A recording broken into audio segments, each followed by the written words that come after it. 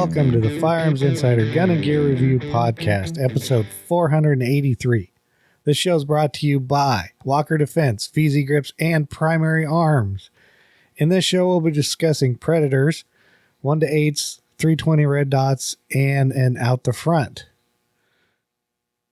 if that's what we want to call it today.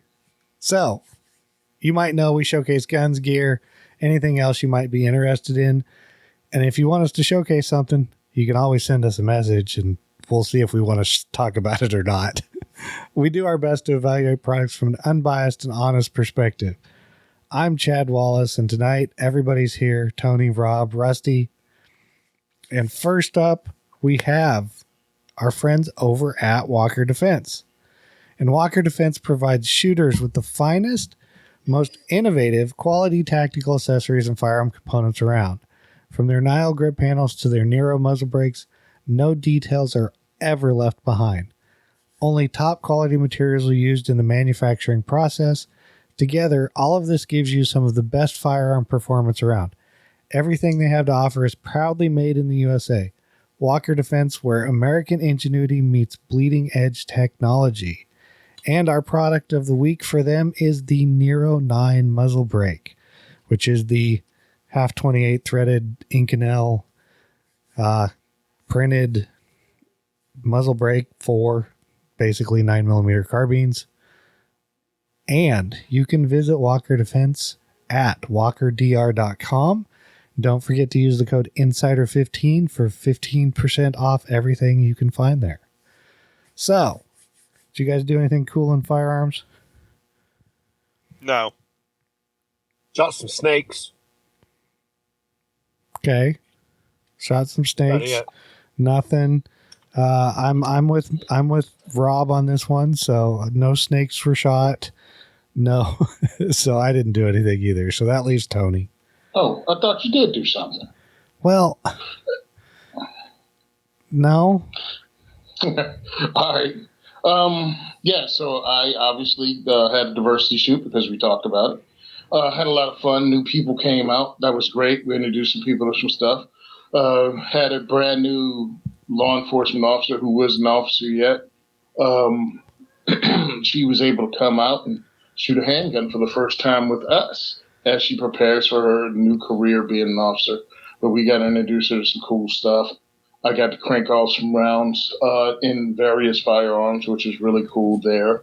And then Sunday, I got invited to someone's place, and I got to shoot a Sterling, full auto Sterling that was integrally suppressed. I thought that was awesome. I got to fire a okay. We talked about Anderson Manufacturing's dissipator last week. Right. Well, when I get up there, it's Anderson Manufacturing A2 lower with a Palmetto State A2 upper. A2 upper with an NC Star carrying handle. And my man called it the good enough, just as good rifle. And I thought it was hilarious, dude. It is not just as good, but it was fun shooting it out to 100 and banging steel with it. We also had that gun candy that I posted on my Instagram. You're looking at this rifle, and it changes color as you go up the rifle. And I asked him where he got it done at, and he said he bought the paint, and the company gave him a tutorial how to do it. So he painted it himself. So he had a couple of rifles painted like that.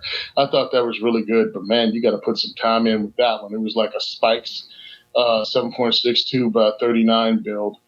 I also got to rack off the Arrow AR-10. Somebody had that. I think it's called an M5. Yeah, that sounds right. Yeah, so I was firing at 308. Got to bang out a Marlin lever action in 357 Magnum. So I had some fun at the range, getting to put in some work. And then, as I was telling these guys, I was too lazy to walk to the pistol range, so I just started capping using my Glock 19 to shoot the 50-yard steel targets. They're IPSC-size targets, so I forgot which shoulder to shoulder they are, but not very big targets overall. And then I started shooting them out to 100, and then I tried to get cocky and shoot the hostage target at 100 with my handgun. Couldn't do it. couldn't do it standing that day. Is what it is. But had some fun, and that's what I did with guns this week. Nice. So at least, very nice. Yeah, at least somebody did something. Go ahead, Rob. This is not gun related, but after 30 years in this country, my uncle took and passed his citizenship exam today. So as soon as he can arrange for his swearing in, we're going to have another pro 2A gun loving nut voting in America. Oh, good. Although he lives in North Carolina, so I'm not sure how much that's going to help on the grand scheme of things, but every vote counts. That's right. It all helps. Mm-hmm. But that's pretty cool, Rob. That's very cool. Yep. So, bandwidth sponsor. You know them. Hopefully you love them, but it's Patriot Patch Co. I did receive the new patch of the month, so, I got it here. It's pretty cool. It's the right to keep and bear arms shall not be infringed. I like it. I don't know what I'm going to do with it, but you know how it works. Definitely go check them out. Join the Patch of the Month Club. At least go check them out and find out all their, mouse pads, cleaning mats, metal signs, t-shirts, all the stuff they got over there. We only hold it against them a little bit, but I wouldn't be your host if Ryan didn't decide to, quit on us. So, we up and quit. Yeah, he just up and quit and said, here you go. If you want it to stick around, you got to do it. So I'm here. Tony's here. Rob's here. We kicked the other people out. Yeah, right. What's your saying? Well, no, TJ was around. No, TJ was around. Sean came through again. Yeah. So, not that we've really kicked him out, but you guys get it. So, we're not good enough for them. Yep. Affiliates discounts. They're on the show notes. They're also on the webpage. But we do have a new discount code for you, and that is thanks to Rusty. It is Cobra Tech Knives. They have a 10% off code. It's FIGGR10. So what? Really think about this code. What is it? So I think somebody in their marketing department really needs to think about their code. Now, so it's out there. It's just look it up and type it in. I actually went there and typed it in to see if it worked, and it did work. So, it's you didn't pull up anything else by mistake, did it? Nope. All right. No. So that's at Cobra Tech Knives. Yeah. Plus all the others we have in there. So Danny Ginger. I don't. Named Danny Ginger. Type that in as her. Danny G. Ginger is the girl's name, and of course, she made a social media page of her name with no dot. So it's just Danny G. Ginger, and this falls right in line with Danny G. Ginger as a name. Yeah. So, Rob, it's you're up, and you're up partially because we probably really needed this. We need this disclaimer right now because the views and opinions expressed in this podcast are those of the individual co-hosts and do not reflect the official policy or position of the Firearms Radio Network and or their employers. This is not legal advice, nor should it be considered as such. Gesundheit. Your discretion is advised. This is especially true on live shows. And since we don't have a product review tonight, our product spotlight is being sponsored by Primary Arms. Well, we changed it up. Okay, just in time for summer, Primary Arms is everything you need to know you need for a successful range day. Their selection of range gear includes everything from shooting mats and targeting to hearing protection and range bags and more. Plus, they have great deals on prepackaged first aid kits, which are perfect for home, car, or your range bag. With high-quality products and unbeatable prices, Primary Arms is your go-to source for all your shooting needs. Visit them today at frndeal.deals/PA. Woohoo.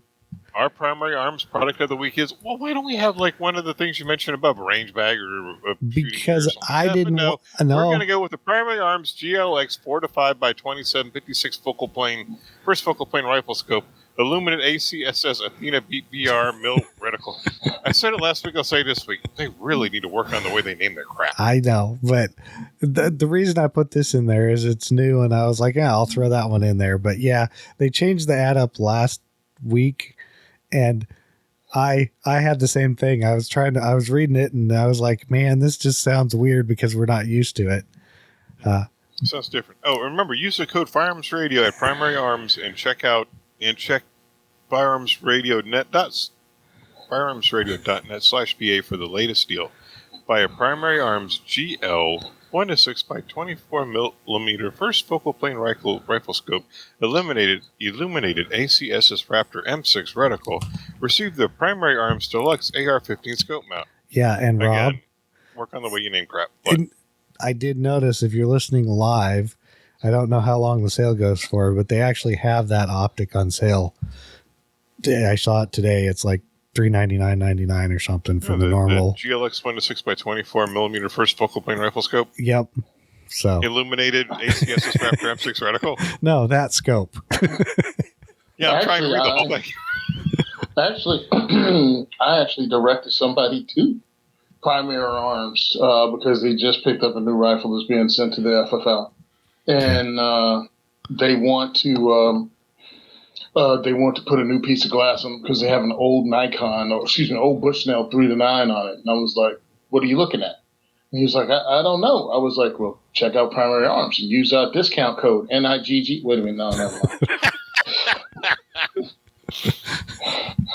Well, our discount code goes with the, whatever that one gun rights group is.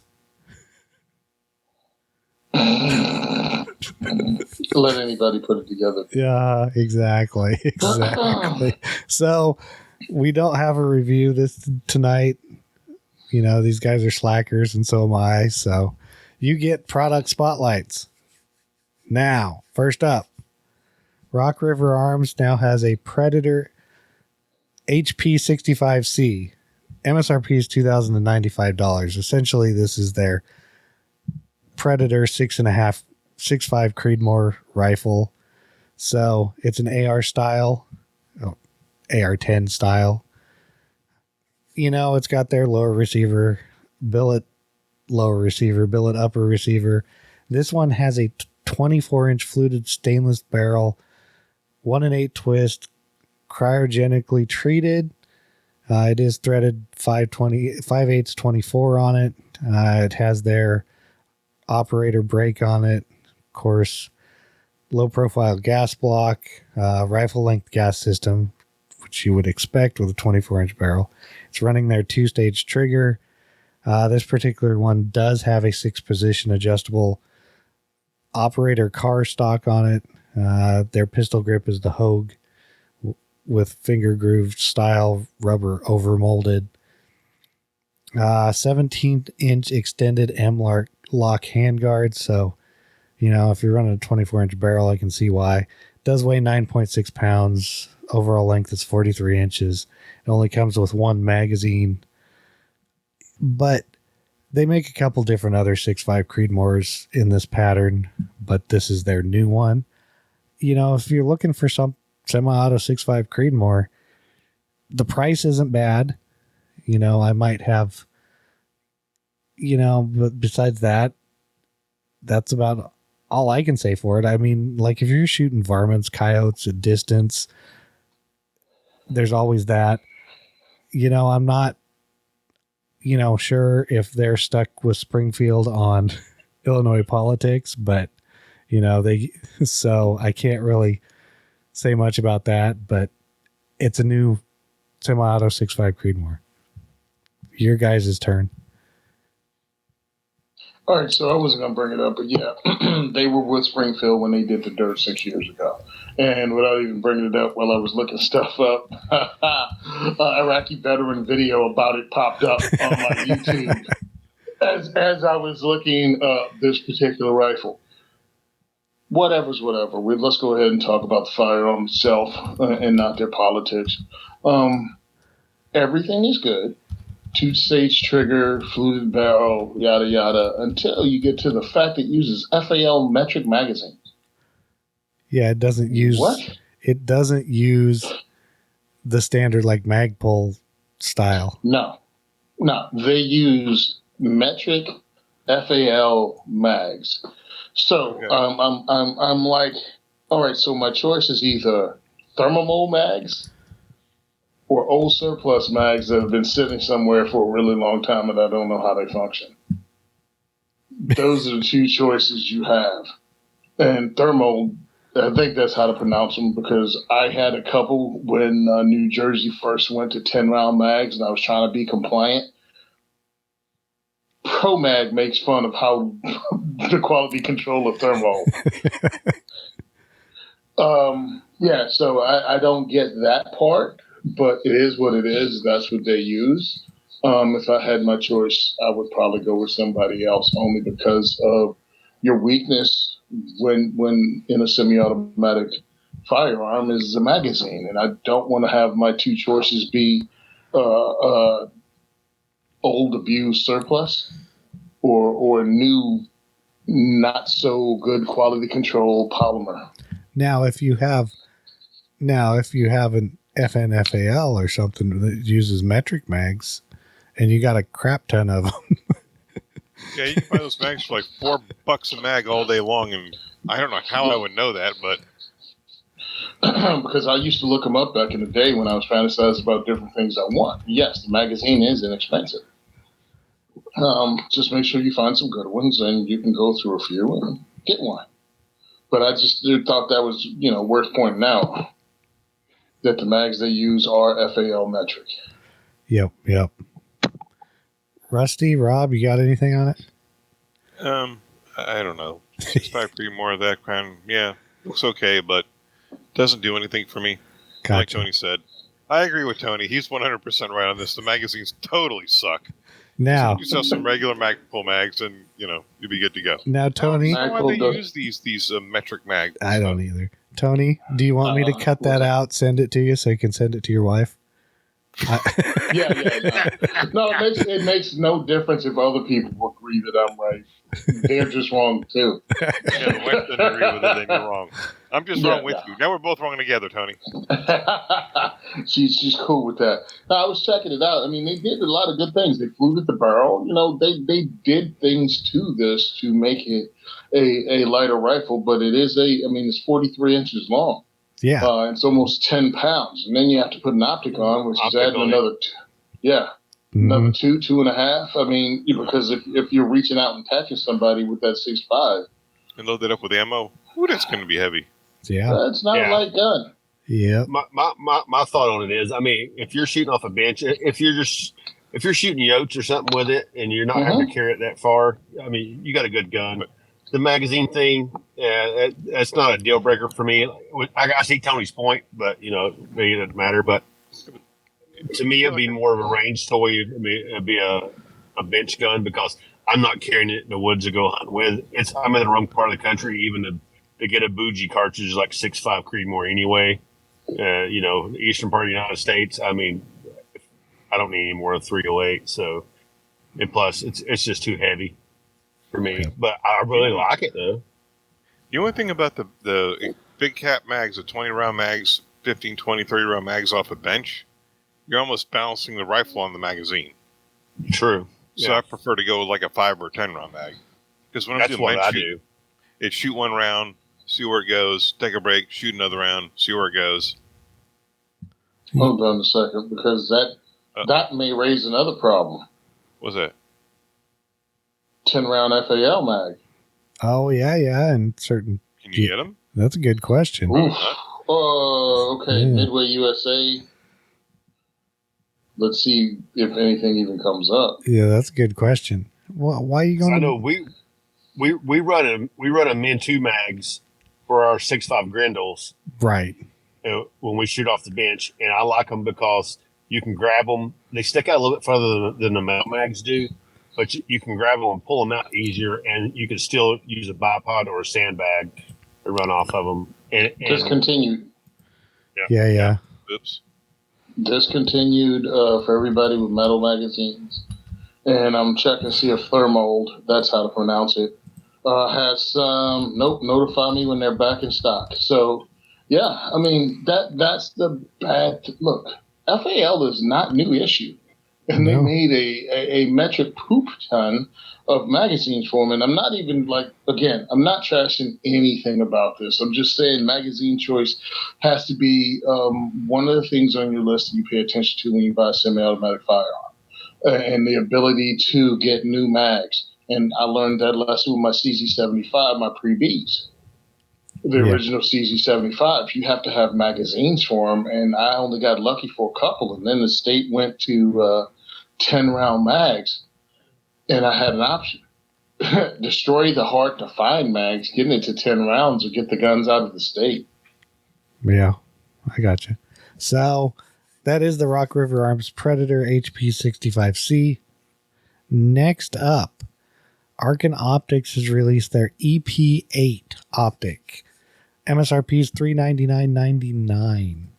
Now, looks like right now it's on back order, but it says 4-week lead time. This is their 1:8 by 28 first focal plane LPVO. It's got their KL box reticle in it, which I'll explain a little bit here in a bit. It has, of course, removable throw level. It is a 1:8 first focal plane. The KL box, or known length, is, known length kill box. It's part of their reticle. It's a BDC reticle, but what it does is it has little extended diagonal center lines, and it correlates to distance in yards for your target. And basically you frame it, width of a torso, width and height of a torso, and then it will let you know the range that you're at, so you can quickly, adjust and know your offset range wise of a silhouette target at, 200, 400, whatever it is. When you're zoomed out, it looks just it's basically a circle dot reticle, is what it looks like. But when you're zoomed in, it's got kind of a little, that dot around the outside goes away, and you have like a little dot in the center with those marks and hash marks that go out to, looks like 800 yards.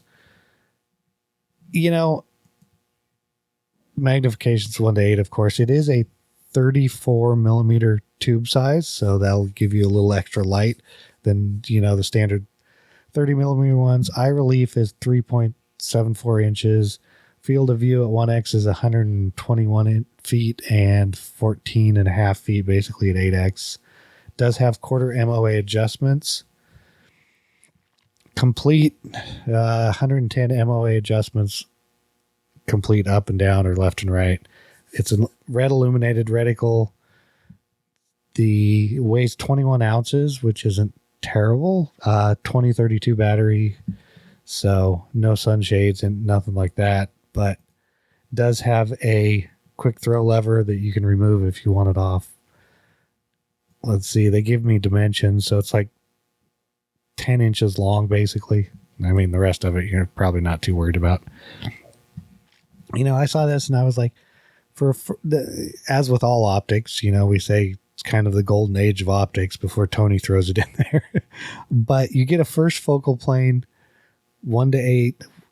This is a 34 millimeter tube, which a lot of them are running 30 millimeter tubes, so you get a little extra light through it. Decent reticle, it looks like. I kind of like the little frames on it. I'd have to try them out to see how they work, but it seems kind of cool, actually. You can just kind of frame somebody in it. And they've, from what I've read and seen, they've made their higher power optics. People seem to like them for the price range. And for $400, you're right in there at the price range that for a first focal plane 1:8 is a pretty good deal. Anybody else got stuff on it? Price wise, yeah, it's a good price wise. And it looks interesting. I like the first focal plane. The only thing I'd really have to take you to the range to get used to is that weird little step stair box system it's got when you crank up the magnification. Right. Which is the just looks weird. Yeah, it looks weird, but I think it would work pretty well. But I don't know. It almost looks like a drunk braille system. Okay. So it should work good for you, Rob. Yeah, there you go. Yeah, I think I'm sober when I'm shooting. Yeah. Well, I like it. I like it because is the 1 power a true 1 power? They say it is. I mean, Okay, so that's good. I mean, if especially so we go back to the Rock River Arms. You throw this on there, you got all the scope you ever need on a rifle right there. The 1 to 8, because you can run up close, you can run out long with it. You got the field of view you need, and I mean, is it illuminated? yeah. Mm-hmm. Yeah. Okay. So I mean, you got everything you need. Low light conditions. I think This just is a triangle in the center. Yeah. I mean, I like the dot in the center of it, the little the box. And this thing is nice. I like it. Plus, being first focal plane, no matter where you're at, it's true. So I mean, scopes are getting better and better, and the prices are staying, or are we getting better and better as well? Everybody's competing, so I like it. Well, if this page wasn't loading so slowly, what I'm looking for, because again, understand when you pay attention to your stuff, I'm looking for 34 millimeter mounts. They're in there. And, Yeah. they're in there. Yeah, Oh, I'm just flying through. You got to hunt to find them. Yeah, that's what I'm saying, because I'm going through primary arms page, and it's like, all right, 1 here, 2 on the second page. So we got 3 in there in stock, so I'm cool. But I'm like, yeah, the things you got to make sure you pay attention to, and and that's just finding a mount for it. Other than that, again, you said it, man, golden age. I will say on the Arkin website, they do sell a 34 millimeter like forward mount, like you'd put on an AR. There's $65 on there. Oh, really? That's it? Yep. Because because different manufacturers make them, because Primary Arms actually makes one. Right. So it's more expensive. And then when you start looking at stuff like that, you figure out what the weight is, you find out what the shipping is, availability, compare them, buy whatever you choose to buy. But I thought it was pretty cool. I was going over it. I like it. Heck, I want one. I got competition I'm going to get in at least twice this year, and I need an optic on my M16A4. Oh yeah, you need like something like a 1 to 6, 1 to 8. Well, it's only 100-yard shot, but it's like I'm going against people that show up and hand load like 77 grain. You know what I mean? They hand load 77 grain rounds for the AR and single load them. Well, just so they can win bragging rights. Maybe you need that 4.5 to 27 we were talking about earlier for primary arms. Yeah, right. Yeah. So that is the new Archon Optic EP8. Now we have another optic for you. It is the HoloSun SCS 320. And this was kind of interesting because it's not like they really released it like their normal stuff. I hardly saw anything on it. MSRP is $470 though. So this specific optic is made to go on a factory SIG 320. So this is a green circle dot reticle, but of course it's the HoloSun's multi reticle. So you can have a circle dot, circle, or just dot, 2 MOA dot, 32 MOA circle. It's a little different. It runs a Delta Point Pro footprint, which is also what the, SIG slides run. So there you got that. Now, here's the thing is it has multi-directional light sensors for auto brightness adjustment. It's one of the things. It can potentially operate indefinitely using the internal rechargeable 20,000 hour battery. And it says even under moderate light exposure to bright light, you'll never need to charge the battery again. Of course, it includes an intensity override function, which locks the optic into high brightness mode for 30 minutes, and a low power indicator, which warns of low battery days. So if you need to charge it, which, it's new, it's kind of like that. It is a green reticle, like if I did not mention it before, but the solar battery, The solar that charges the battery is kind of cool. In this particular package, window size is 0.9 inches by 0.63 inches. Total dimensions is 2 inches long by 1.05 and 0.95 inches. It weighs 1.35 ounces. It is 7075 aluminum. Now, here's something else that I thought was a little odd. Most optics like this are 1 MOA quick adjustments. This is 1.5 MOA. That one kind of got me a little bit, but hey, it's something new. I do like that they're working on these self-charging things that you'll never have to change the battery in, except maybe in 50 years. So that's my thoughts on it. I know they make one kind of similar for like Glock style pistols, I think. The MOS that bolts directly to it. The only thing I don't really like about it is the auto brightness. They're getting better with auto brightness, but I'd still like to see how well the auto brightness works if you're in like a dark room and you're looking out into a light room or out into something with sunlight. Yeah, I'm with you on that one. 100%. I'm with you on that. Like it takes that out of your hands as an operator. And also with this battery thing, I don't know, man. I mean, how long does it take to charge up? How long does it last? Because if you carry it concealed, then it makes no difference about the solar thing. My gun's covered up. Well, and that's the thing is, if the battery's charged, it lasts 20,000 hours. So, okay. So how long in the sun when you're shooting it or in light does it take to recharge the battery? Yeah, I get what you're saying.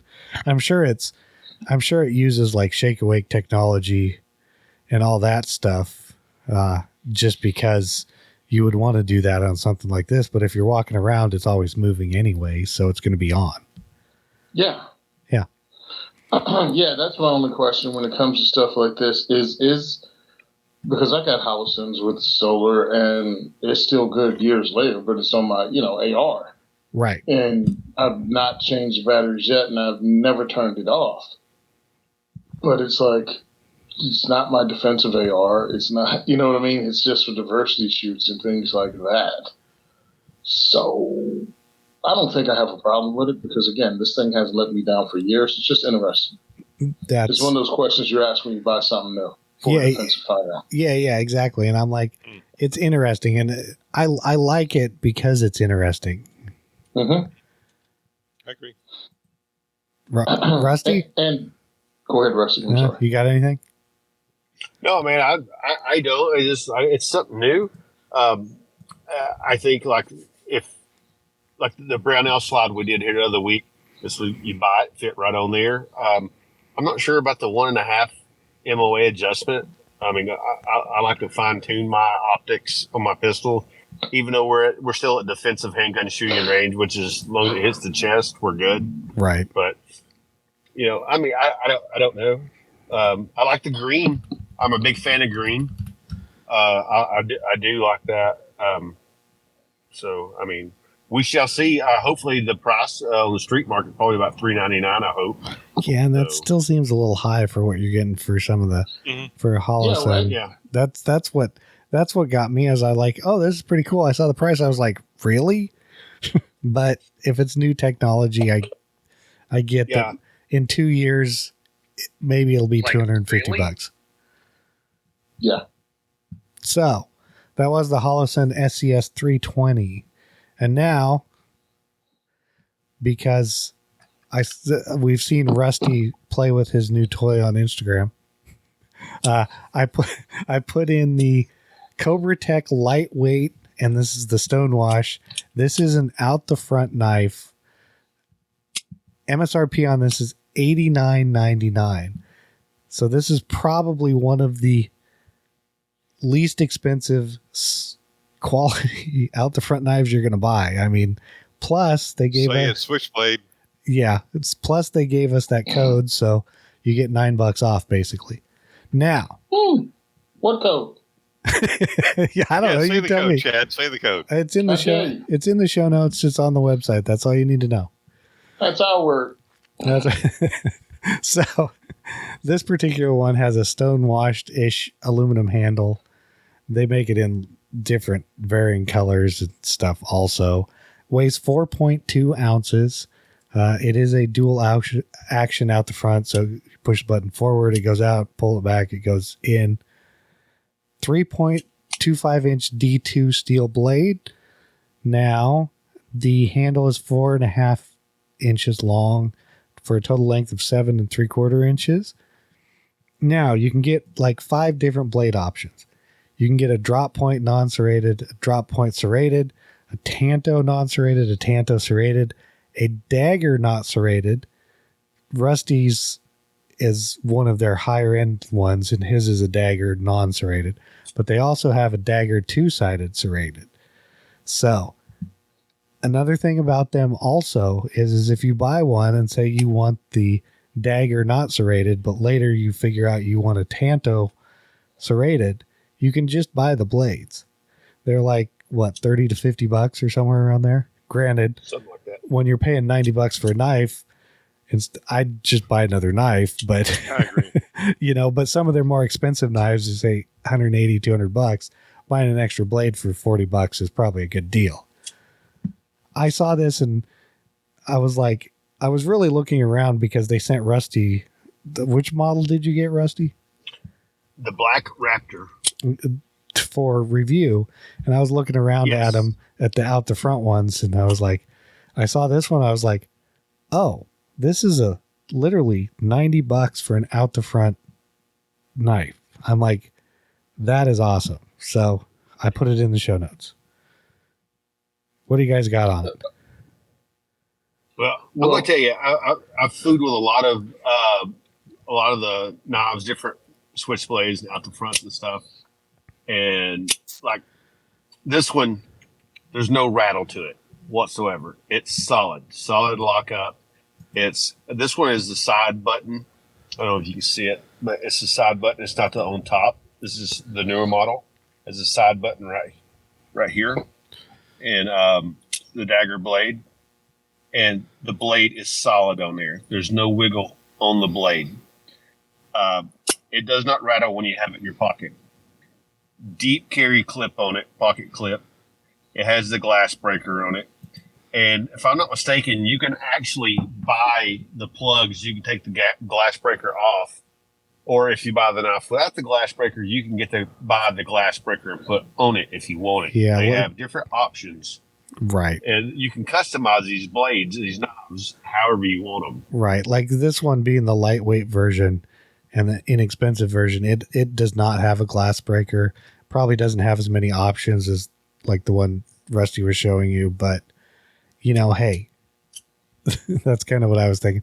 The pocket clip on the lightweight one is not a deep carry pocket clip by the looks of it, but you're also, getting a little bit less expensive out the front knife. Were you going to... Go ahead. I was going to say, were you going to say something, Tony? Yeah, because I was looking at these out the front knives, and so we were talking about them before. We were talking about Smith & Wesson and the other ones, and at $89.99 D2 steel, the only thing that comes close is Boker makes out the front knives, but it's an out the front knife that has like an 1.5 inch blade and is made of D2, and it looks kind of like a USP drive. So, and they were talking about the fact that you can put it on a keychain. It could be that, undercover work knife that you can have that nobody even know you have because you can put it on your key rings or just have it clipped to your pocket. And it looks like a flash drive. I think this is a heck of a deal. Now, I only have the black Diablo that Rusty sent me. So when I was reading about this, I'm like, because the black Diablo goes for, what is it? They're $49? Yeah, they're $50. They're $50. And this thing is solid. This thing has no wiggle. This thing is like a heck of a deal, especially for the money. And I'm like, dude, if they make it out the front knife for almost twice as much, what is the awesome build quality of that? You know what I mean? So I think this is a great deal that we came upon with this company. And I think it will be interesting to see what they have coming out in the future. I was looking at their page, and they have some interesting stuff. So I wish them the best. Hopefully this thing helps us out with the online raffle with the stuff that I'm putting together for it, and I'll be announcing shortly. Yeah. I gotcha. So that is the Cobra Tech Lightweight Stonewash. And now it's time for Rusty to do something. I better unmute him. Yep. Oh, here we go. VZ Grip's been manufacturing handgun grips since 2003 with a reputation for quality, consistency, and innovation. Top-tier manufacturers choose VZ Grips. They come in a variety of styles, patterns, colors, and are manufactured for proprietary G10 micarta carbon fiber or polymer. Available with a wide variety of textures from mild to extreme. VZ offers a wide range of grips for all different types of firearms. Made in the USA, VZ Grips gives you the grips you can count on. Feature grip of the week is Operator 2 for the Ruger 2245 Mark IV. You know what? I haven't even looked at it yet, but it's for Ruger. Who cares? They're going to be awesome. Well, Yeah. they're like 1911 shaped grips. Yeah. Yeah. Yeah. And do they have it? Do they have it? No, they don't have I'm it. looking. No, they don't have it. Nope. Sorry, Rusty. You know, they got Well, they got one that's kind of close. They got Predator Green that can go with Dirty Nice. or Hairy Back. yeah. So, where can I find these? If you go to vzgrips.com and use the coupon code GGR15, it gets you 15% off handgun and rifle grips at vzgrips.com. Woohoo. Nice job there. So, we have some listener feedback or question. So, this comes from Josh. He sent it through the email, and my answer to him was yes. So, I told him we'd expand a little more. It says, hello, I love the show and had a quick question. Do you guys run aftermarket triggers in your AR-15s for home defense? He said, got a CZ Scorpion carbine I want to set up for home defense, but the trigger is really bad. Didn't know if you guys ran aftermarkets in your defense guns. Thanks. So, who wants to start? I'll start. Okay. Yeah, you do. Now, if you take defensive classes, you take certain people's classes, they tell you don't get trigger jobs. That's what they say, because trying to defend the hair trigger. One of the guys, I think, if memory serves correct, is Moss. What's Moss's name? Ayub. Last name? Ayub. I'm sorry. I apologize, Moss Ayub. Old school dude, a lot of classes, also expert witness. But I think that's changed in the years because just articulating, yes, I had a trigger job. It is not a hair trigger. It is a smoother trigger that allows me to shoot my firearm more accurately. That is what you articulate, because this has been gone over by other people. So that's one of the reasons you get self-defense insurance, so you can have people bring experts in to articulate why. If you have a self-defense shooting, articulate why it's important. I mean, why you didn't get a hair trigger so you could hurt more people. You have a trigger that you have more control over, thereby you can shoot it more accurately. So there's no reason not to have a good, solid trigger with a great trigger pull, but not a very light trigger pull that you fired by accident, or so light that it's undependable, depending on the primers and everything else you have. Yep. And, so that's where I stand with that. Yeah, and I know, like I do, I think I finally, since Trigger Tech sent me like they sent me 2 triggers, but one of them was their duty trigger. I finally got rid of my last stock AR trigger. I finally took it out and put something else in. And that's the thing is, in like for home defense or something like that, Trigger Tech Duty Trigger is a great trigger. And now granted, they sent me one of the diamond ones, and the diamond is not one I would run for home defense because it's adjustable from like 1.5 to 4 pounds. And I have it set at like 2 pounds but it's not in my home defense rifle. So, but like, like I have this happens to be the Blackout Defense Zero trigger, just happened to be sitting here. And it's like a 3.5 pound pull, but there's like no take up, no over travel. Something like that I wouldn't hesitate to use. But, my go-to rifle has one of the Hyperfire, like, designated marksman triggers in it. So it's the pull on it is like just a hair over 4 pounds, but it's reliable. It shoots. I've tried it with basically everything. And I mean, it's never given me any problems, but it's just a way better trigger, and they're, $120, kind of like that. The Trigger Tech triggers like $120. You can get a lot of really good triggers that I wouldn't hesitate to use for a home defense gun. Now, there are triggers out there that I wouldn't, just because of what Tony was saying. A 1.5 pound trigger pull on a home defense rifle might not be the best idea. But as long as you could articulate it, if something happened, yeah. All right. I'm sorry. Anybody else wants to go? I was just going to say that's an individual choice. I know I listen to a lot of what Andrew Branca says, and he does not recommend trigger jobs either.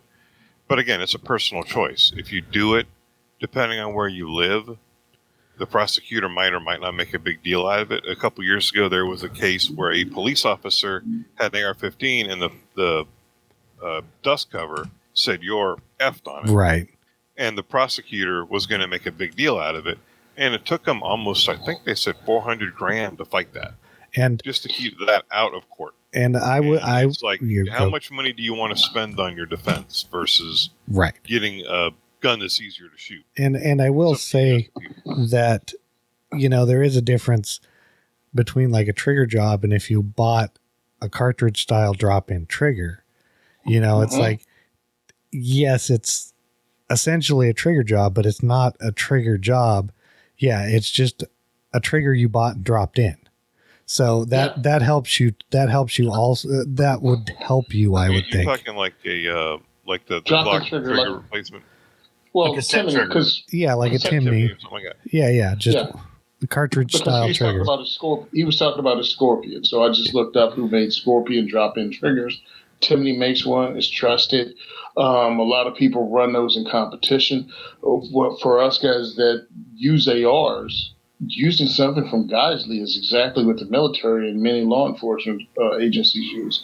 So you can't tell me I'm trigger happy if I'm using what multiple law enforcement agencies use or military units use. Andrew Branca is another one. I forgot that he said you shouldn't do it, but understand these are lawyers giving their opinions. But think about, and this is a professional opinion, so don't listen to me over a lawyer, but understand that dust cover had one part to do with that shooting, and we could see the video of it. It was a lot of bad calls by the officer. And that dust cover was just another bad call by that cop, personal call, because he ended up shooting an unarmed guy. Right. I run all my ARs have aftermarket triggers. I have Palmetto State. I have a lot of their drop-in triggers. I run JP Enterprises. I run their springs in a lot of my rifles. And actually, my home defense is a JP Springs, and I have, I believe it's ALG, their trigger and shoe and all that stuff. And I've honed those and make them slick. And so they probably wouldn't like that, but I run the JP Spring kit in there. and I have about a 4-pound trigger pull on it. It's nice and smooth where I like it. I think, like what Tony says, you don't want a hair trigger, but you can get a nice trigger for not a lot of money that's going to be a lot better, but still have enough weight to it where it's not sloppy and it's not hard, but it's nice and crisp and has a nice break to it. And that's going to be comfortable to shoot. And I think it's personal preference and it's justification.